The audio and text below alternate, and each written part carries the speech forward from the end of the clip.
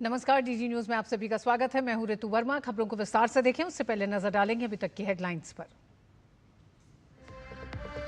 मां के अपमान पर छलका पीएम का दर्द, कहा एक बेटे की पीड़ा नहीं समझ सकते शाही खानदान वाले। पीएम ने कहा राजद कांग्रेस के मंच से मेरी मां के अपमान का जवाब देगी बिहार की हर मां बेटी। प्रधानमंत्री ने वीडियो कॉन्फ्रेंसिंग के जरिए बिहार राज्य जीविका निधि साख सहकारी संघ लिमिटेड का किया शुभारंभ। प्रधानमंत्री मोदी ने स्वदेशी अपनाने का दिया मंत्र, कहा इससे देश को आत्मनिर्भर बनने में मिलेगी मदद।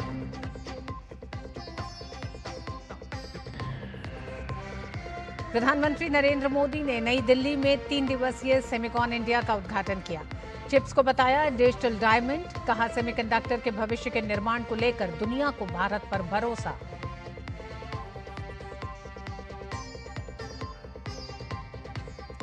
दिल्ली दंगा मामले में उमर खालिद, शर्जुल इमाम समेत 3 की जमानत याचिका खारिज। 2020 के फरवरी में उत्तर पूर्व दिल्ली में हुए दंगों में 50 से ज्यादा लोग मारे गए और 700 से ज्यादा हुए थे घायल।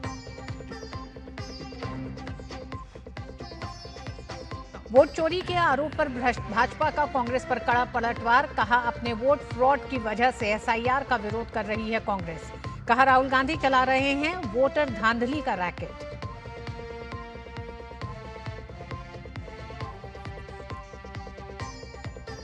जम्मू कश्मीर, हिमाचल प्रदेश, उत्तराखंड, पंजाब, हरियाणा और उत्तर प्रदेश के अलग अलग इलाकों में मूसलाधार बारिश का अलर्ट।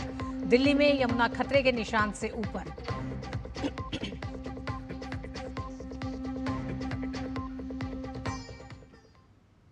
प्रधानमंत्री नरेंद्र मोदी ने आज अपने ऊपर हुई अपमानजनक टिप्पणी पर चुप्पी तोड़ी है। पीएम मोदी ने आज अपनी मां के खिलाफ अपमानजनक टिप्पणी को लेकर कांग्रेस और आरजेडी पर निशाना साधा और कहा कि ये घटना देश की हर महिला और खासकर बिहार की महिलाओं का अपमान है। वीडियो कॉन्फ्रेंसिंग के जरिए बिहार जीविका निधि सहकारी संघ का उद्घाटन कार्यक्रम में अपनी मां के अपमान पर पीएम मोदी का दर्द छलका। बिहार के दरभंगा जिले में कांग्रेस की वोटर अधिकार यात्रा के दौरान कार्यक्रम में पीएम मोदी और उनकी मां के लिए आपत्तिजनक बयान दिए गए थे। बिहार में आरजेडी कांग्रेस के मंच से मेरी मां को गालियां दी गई। ये गालियां सिर्फ मेरी मां का अपमान नहीं है, ये देश की मां, बहन, बेटी का अपमान है। मुझे पता है आप सबको भी बिहार की हर मां को, बिहार की हर बेटी को, बिहार के हर भाई को ये देख सुनकर कितना बुरा लगा है। मैं जानता हूं इसकी जितनी पीड़ा मेरे दिल में है, उतनी ही तकलीफ मेरे बिहार के लोगों को भी है। और इसलिए आज जब इतनी सारी तादाद में लाखों बिहार की माताओं बहनों के मैं दर्शन जब कर रहा हूं, जब आपकी मौजूदगी है, तो आखिर मैं भी एक बेटा हूं। जब इतनी सारी माताएं बहनें मेरे सामने हैं, तो आज मेरा मन भी, मेरा दुख आपको साझा कर रहा हूं, ताकि मेरी पीड़ा आप माताओं बहनों के आशीर्वाद से मैं इसे झेल पाऊं। प्रधानमंत्री ने कहा कि देश की जनता ने गरीब के बेटे को प्रधान सेवक बना दिया है। ये बात नामदारों को पच नहीं रही है। कांग्रेस आरजेडी के मंच से गाली, भद्दी गाली केवल मेरी मां को नहीं दी गई है, ये भद्दी भद्दी गाली करोड़ों माताओं बहनों को दी गई है। साथियों, एक गरीब मां की तपस्या, उसके बेटे की पीड़ा, ये शाही खानदानों में पैदा हुए युवराज नहीं समझ सकते। ये नामदार लोग तो सोने चांदी का चम्मच लेकर पैदा हुए हैं। वो तो यही मानते हैं कि देश और बिहार की सत्ता इन्हें अपने खानदान की विरासत लगती है। इन्हें लगता है कुर्सी इन्हें ही मिलनी चाहिए। लेकिन आपने, देश की जनता जनार्दन ने एक गरीब मां के कामगार बेटे को आशीर्वाद देकर प्रधान सेवक बना दिया। ये बात नामदारों को पच नहीं रही है। प्रधानमंत्री नरेंद्र मोदी ने बिहार राज्य जीविका निधि साख सहकारी संघ लिमिटेड का उद्घाटन किया। पीएम मोदी ने वीडियो कॉन्फ्रेंसिंग के जरिए नए सहकारी संस्थान के बैंक खाते में 105 करोड़ रुपए की राशि सीधे हस्तांतरित की। ये नया सहकारी संगठन बिहार के प्रमुख ग्रामीण आजीविका कार्यक्रम जीविका से जुड़ी महिलाओं के लिए सस्ती और सुलभ वित्तीय सेवाएं प्रदान करने के लिए स्थापित किया गया है। जीविका के तहत पंजीकृत सभी क्लस्टर स्तरीय फेडरेशन इस नए संस्थान के सदस्य होंगे। इस पहल ने संयुक्त रूप से वित्त पोषित किया है। जीविका निधि सहकारी संघ को बिहार में महिलाओं के सशक्तिकरण और सहकारी ताकत के आधार पर एक समावेशी और आत्मनिर्भर ग्रामीण अर्थव्यवस्था के निर्माण की दिशा में एक ऐतिहासिक कदम के रूप में देखा जा रहा है। कार्यक्रम को संबोधित करते हुए प्रधानमंत्री ने कहा कि भारत की सशक्त महिलाएं विकसित भारत का बहुत बड़ा आधार हैं और इस दिशा में एनडीए सरकार महिलाओं के लिए कई तरह की योजनाएं चला रही है। आने वाले महीनों में इस अभियान को और तेज किया जाएगा। भारत का बहुत बड़ा आधार है भारत की सशक्त महिलाएं, और महिलाओं को सशक्त करने के लिए बहुत जरूरी है कि उनकी जिंदगी से हर प्रकार की मुश्किलें कम हो। इसलिए हम माताओं, बहनों, बेटियों की जिंदगी को आसान बनाने के लिए अनेक विध काम कर रहे हैं, अनेक प्रकार के काम कर रहे हैं। ये सारी योजनाएं माताओं, बहनों की सेवा का एक बहुत बड़ा महायज्ञ है। और आज इस कार्यक्रम में मैं आपको ये भरोसा देता हूं कि आने वाले महीनों में बिहार की एनडीए सरकार इस अभियान को और तेज करने जा रही है। प्रधानमंत्री मोदी ने स्वदेशी अपनाने का मंत्र देते हुए कहा कि यह मंत्र देश को आत्मनिर्भर बनाने में मदद करेगा। की मांग है हर घर स्वदेशी, घर घर स्वदेशी। ये मंत्र माताओं बहनों को आत्मनिर्भर भारत बनाने के लिए, माताओं बहनों, मुझे आपका आशीर्वाद चाहिए। हर घर स्वदेशी, घर घर स्वदेशी। और मैं हर दुकानदार से कहूंगा, उनके यहां तो बोर्ड लगे रहना चाहिए, व्यापारी के यहां बोर्ड लगना चाहिए। गर्व से कहो यह स्वदेशी है।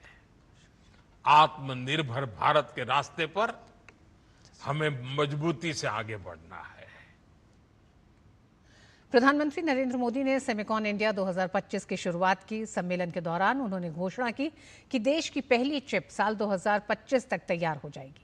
भारत को सेमीकंडक्टर हब बनाने के लिए बड़े निवेश हो रहे हैं और आने वाले समय में सेमीकंडक्टर मिशन भारत को आत्मनिर्भर बनाएगा। वो दिन दूर नहीं जब पूरी दुनिया कहेगी design in India, made in India, trusted by the world. Semiconductor आधुनिक तकनीक की धड़कन, स्वास्थ्य, परिवहन, संचार, रक्षा और अंतरिक्ष हर क्षेत्र को शक्ति दे रहे हैं। प्रधानमंत्री नरेंद्र मोदी ने दिल्ली के यशोभूमि में सेमिकॉन इंडिया 2025 का उद्घाटन किया। ये भारत को वैश्विक सेमीकंडक्टर हब बनाने की दिशा में बड़ा कदम है। The world trusts India.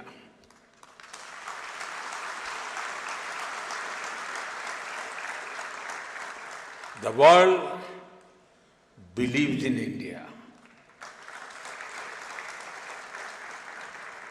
And the world is ready to build the semiconductor future with India. Semiconductor के जरिए देश में नई पीढ़ी की तकनीक क्रांति का शंखनाद हो चुका है। देश की पहली स्वदेशी सेमीकंडक्टर चिप 2025 के अंत तक बाजार में होगी। सरकार इस क्षेत्र के विकास के लिए मिशन मोड में काम कर रही है। एक तरफ जब दुनिया भर की इकोनॉमी में चिंताएं हैं, आर्थिक स्वार्थ से पैदा हुई चुनौतियां हैं, उस माहौल में भारत ने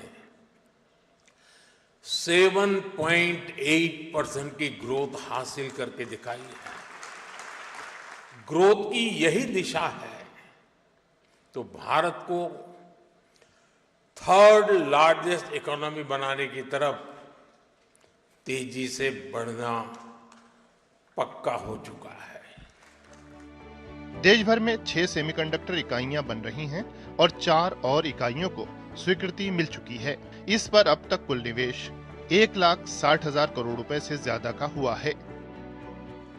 आज सेमीकंडक्टर्स का ग्लोबल मार्केट $600 बिलियन तक पहुंच रहा है और अगले कुछ साल में ये $1 ट्रिलियन को भी पार कर जाएगा।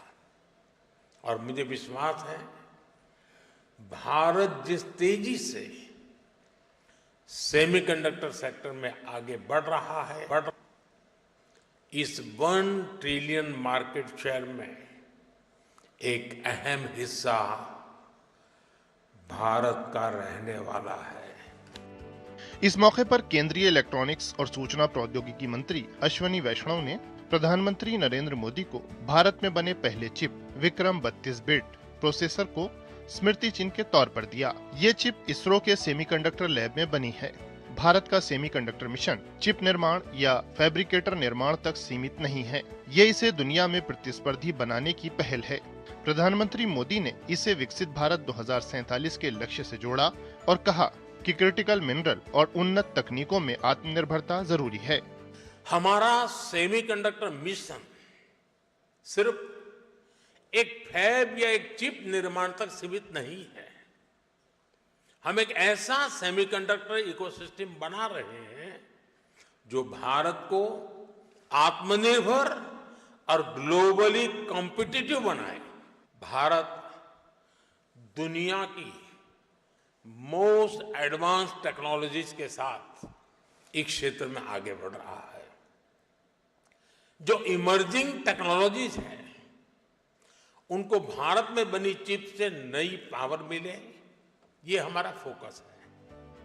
प्रधानमंत्री मोदी के इस विजन का उद्योग जगत ने भी समर्थन किया। सेलेस्टा कैपिटल ने डीप टेक अलायंस का ऐलान किया। वहीं सरकार की डिजाइन लिंक्ड इंसेंटिव योजना स्टार्टअप्स को चिप डिजाइन के लिए प्रोत्साहित कर रही है। 20,000 से अधिक प्रतिभागियों, 48 देशों के 2,500 प्रतिनिधियों और 350 से ज्यादा प्रदर्शकों के साथ सेमिकॉन इंडिया 2025 वैश्विक सेमीकंडक्टर दौड़ में भारत के लिए बड़ी छलांग साबित हो रहा है। तापस भट्टाचार्य की रिपोर्ट, डीडी न्यूज। और वक्त एक छोटे से ब्रेक का। ब्रेक के बाद खबरें जारी रहेंगी। देखते रहिए डीडी न्यूज।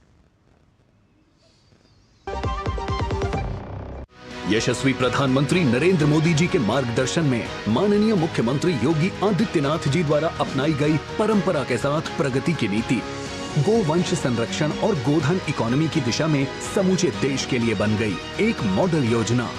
2018-19 में निराश्रित गोवंश की समस्या के निदान हेतु स्पष्ट नीति निर्धारण के बाद प्रदेश में अवैध बूचड़खाने बंद हो गए। 2017 से पहले सिर्फ 100 गो आश्रय स्थल थे। 2025 में जिनकी संख्या 7,700 से भी अधिक हो चुकी है। मुख्यमंत्री सहभागिता योजना के अंतर्गत गोवंश के भरण पोषण के लिए डीबीटी के माध्यम से वितरित की जा रही है सहायता राशि। 2017 के बाद गोधन उत्पादों के अर्थतंत्र को पहली बार समझा गया तो आर्थिक उन्नति का नया मॉडल भी स्थापित हो गया। महिला स्वयं सहायता समूहों की सक्रिय भूमिका ने ग्रामीण क्षेत्रों में सृजित किए रोजगार के नए अवसर। काम दमदार, डबल इंजन सरकार। मेरी पसंद, मेरी पसंद, मेरी पसंद, मेरी पसंद, हमारी पसंद, हम सबकी पसंद। मजबूत देश का मजबूत सरिया हो गया स्टील। कई वर्षों से आपके अटूट विश्वास ने हमें सुरक्षित भविष्य का निर्माण करने में सक्षम बनाया है। हम मना रहे हैं राष्ट्र के प्रति सार्थक सेवा के 69 वर्षों का उत्सव। अपनी वर्षगांठ मनाते हुए आपके निरंतर विश्वास बनाए रखने के लिए हम आपका धन्यवाद प्रेषित करते हैं। LIC के साथ बीमित भारत, सुरक्षित भारत। दिल्ली हाईकोर्ट ने 2020 दिल्ली दंगों से जुड़े मामले में JNU के पूर्व छात्र उमर खालिद और शर्जिल इमाम समेत अन्य की जमानत याचिकाएं खारिज कर दी हैं। जस्टिस नवीन चावला और जस्टिस शालिंदर कौर की पीठ ने उमर खालिद और शर्जिल इमाम के अलावा मोहम्मद सलीम खान, शिफौर रहमान, अथर खान, मिरान हैदर, अब्दुल खालिद सैफी और गुलफिशा फातिमा की जमानत याचिकाएं भी खारिज कर दी हैं। बता दें कि उमर खालिद और अन्य पर साजिश रचने का आरोप है, जिसके बाद फरवरी 2020 में दिल्ली में दंगे भड़के थे। दिल्ली पुलिस ने उमर खालिद, शर्जिल इमाम और अन्य पर दिल्ली दंगों का मास्टरमाइंड होने का आरोप लगाया था। इन सभी पर UAPA के तहत मामला दर्ज किया गया है। सुनवाई के दौरान सॉलिसिटर जनरल तुषार मेहता ने जमानत याचिका का विरोध करते हुए कहा कि इन दंगों की सुनियोजित साजिश रची गई थी। मेहता ने कहा कि वैश्विक स्तर पर भारत को बदनाम करने की साजिश रची गई थी। गौरतलब है कि फरवरी 2020 में दिल्ली के उत्तर पूर्वी इलाके में भीषण दंगे हुए थे। इस दौरान हुई हिंसा में 50 से अधिक लोगों की मौत हो गई थी। इसके अलावा सैकड़ों लोग भी दंगे में हुई हिंसा में घायल हुए थे। पुलिस के मुताबिक इन दंगों में लोगों की जान जाने के साथ साथ करोड़ों रुपए की संपत्ति का भी नुकसान हुआ था। राहुल गांधी की ओर से सरकार और चुनाव आयोग पर लगाए गए वोट चोरी के आरोपों को लेकर भाजपा हमलावर है। भाजपा नेता प्रदीप भंडारी ने कांग्रेस के पर निशाना साधते हुए कहा कि राहुल गांधी वोटर धांधली का रैकेट चला रहे हैं। प्रदीप भंडारी ने कहा कि गांधी परिवार का इतिहास ही वोटर धांधली और वोट चोरी का रहा है। समाज के अंदर आज हर व्यक्ति ये कह रहा है कि जो राहुल गांधी और उनके करीबी हैं वो चोर शोर मचा रहे हैं। 1991 के अंदर ये रिप्रेजेंटेशन ऑफ पीपल एक्ट कहता है कि जब कोई कैंडिडेट मौजूद होता है तो उसके साथ में कोई और मौजूद नहीं हो सकता। सोनिया गांधी 1991 में खुद वोटर बूथ के ऊपर मौजूद पाई गई थी। तो जो परिवार का इतिहास वोटर धांधली और वोट चोरी का रहा है, आज उसको ये जवाब देना चाहिए कि उन्हीं के करीबी और उन्हीं के पार्टी के मीडिया हेड जब मल्टीपल एपिक आईडी के साथ में पाए जा रहे हैं तो क्या राहुल गांधी को इसकी जानकारी थी? क्या राहुल गांधी के हिसाब से वो वोट चोर है? भारतीय राष्ट्रीय समिति BRS ने के कविता को पार्टी से निलंबित कर दिया है। कविता पर पार्टी के खिलाफ काम करने का आरोप लगा है। तेलंगाना के पूर्व मुख्यमंत्री के चंद्रशेखर राव की बेटी के कविता के निलंबित होने का सबसे बड़ा कारण उनकी पार्टी के खिलाफ बयानबाजी थी। कविता ने 2023 में BRS की हार के बाद कांग्रेस का साथ देने की बात कही थी और पार्टी के अंदरूनी मुद्दों पर खुलकर आलोचना की, जिसे चंद्रशेखर राव और बाकी नेताओं ने अनुशासनहीनता माना। BRS ने कहा कि हाल के दिनों में कविता के व्यवहार और उनकी गतिविधियां पार्टी के हितों के खिलाफ रही हैं। उन पर पार्टी विरोधी गतिविधियों में शामिल होने और संगठन को नुकसान पहुंचाने का आरोप लगा है। BRS ने कहा है कि पार्टी अध्यक्ष चंद्रशेखर राव ने MLC कविता को तत्काल प्रभाव से निलंबित करने का फैसला लिया है। पंजाब के पटियाला जिले के सनौर से आम आदमी पार्टी के विधायक हरमीत सिंह पठान माजरा पुलिस की हिरासत से फरार हो गए। जब पंजाब पुलिस उनको करनाल से पटियाला ले जा रही थी तब वो पुलिस की हिरासत से फरार हो गए। जानकारी के अनुसार उनकी गिरफ्तारी धारा 376 के एक पुराने मामले में की गई थी। विधायक पठान माजरा की सुरक्षा कल ही पंजाब सरकार द्वारा वापस ले ली गई थी। बताया जा रहा है कि पठान माजरा पिछले 3-4 दिनों से अपनी ही सरकार के खिलाफ बयानबाजी कर रहे थे। वो लगातार पंजाब में बाढ़ की स्थिति को लेकर राज्य सरकार पर सवाल खड़े कर रहे थे। मुख्यमंत्री नीतीश कुमार की अध्यक्षता में मंगलवार को हुई बिहार कैबिनेट की बैठक में कुल 48 एजेंडों को मंजूरी दी गई है। बैठक में कई अहम फैसले लिए गए जिनका सीधा असर शिक्षा, स्वास्थ्य, सुरक्षा और बुनियादी ढांचे पर पड़ेगा। बैठक में ग्राम कचहरी सचिवों का मानदेय 6,000 रुपये से बढ़ाकर 9,000 रुपये कर दिया गया। वहीं कला एवं संस्कृति विभाग में 25 पदों के सृजन और अनुसूचित जाति एवं जनजाति कल्याण विभाग के 40 आवासीय विद्यालयों में 1800 नए शैक्षणिक व गैर शैक्षणिक पदों को मंजूरी मिली। पटना प्रमंडलीय मुख्यालय में खेल संरचना निर्माण के लिए पुनपुन अंचल के डुमरी में 100 एकड़ भूमि अधिग्रहण पर 574 करोड़ रुपए स्वीकृत किए गए। इसके अलावा गंगा किनारे जेपी गंगा पथ के निर्माण के लिए 4,129 करोड़ रुपए की मंजूरी दी गई। सुरक्षा के मोर्चे पर आतंकवाद निरोधक दस्ता में कार्यरत अधिकारियों और पुलिसकर्मियों को 30% जोखिम भत्ता, अधिकतम 25,000 रुपये देने का निर्णय लिया गया। साथ ही गृह रक्षा वाहिनी के गृह रक्षकों का कर्तव्य भत्ता 774 रुपये से बढ़ाकर अब 1121 रुपये प्रतिदिन कर दिया गया। शिक्षा और न्यायिक व्यवस्था के लिए भी कई कदम उठाए गए। विधि विभाग और पटना मुख्यालय में 34 पद, जबकि पटना हाईकोर्ट के रिपोर्टेबल निर्णयों के अनुवाद के लिए 14 पद सृजित किए गए। मद्य निषेध एवं व्यापक नियंत्रण ब्यूरो के गठन के लिए 88 पद और भारतीय नागरिक सुरक्षा संहिता 2023 लागू होने पर अभियोजन सेवा संवर्ग में 760 पद सृजित किए गए। कर्मचारियों और सहायकों के मानदेय में भी बढ़ोतरी की गई। ग्रामीण आवास सहायक व प्रखंड लेखपाल, लेखा सहायक का मानदेय 25%, ग्रामीण आवास पर्यवेक्षक का 20% और राज्य कार्यक्रम पदाधिकारी का 10% बढ़ाने को मंजूरी दी गई।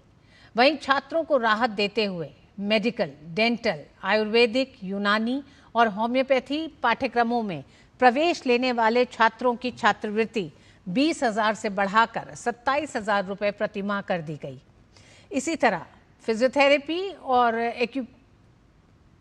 एक्यूपेशनल थेरेपी छात्रों की छात्रवृत्ति 15,000 से बढ़ाकर 20,000 रुपये प्रतिमाह की गई है। उत्तर प्रदेश की योगी आदित्यनाथ सरकार ने आज कई अहम फैसले लिए। प्रदेश की कैबिनेट बैठक में 15 प्रस्तावों को मंजूरी दी गई, जिनमें नगरीय परिवहन हेतु ई बसों के संबंध प्रस्ताव को मंजूरी दी गई, जिसके तहत लखनऊ कानपुर के 10-10 रूटों पर इन बसों का परिचालन होगा।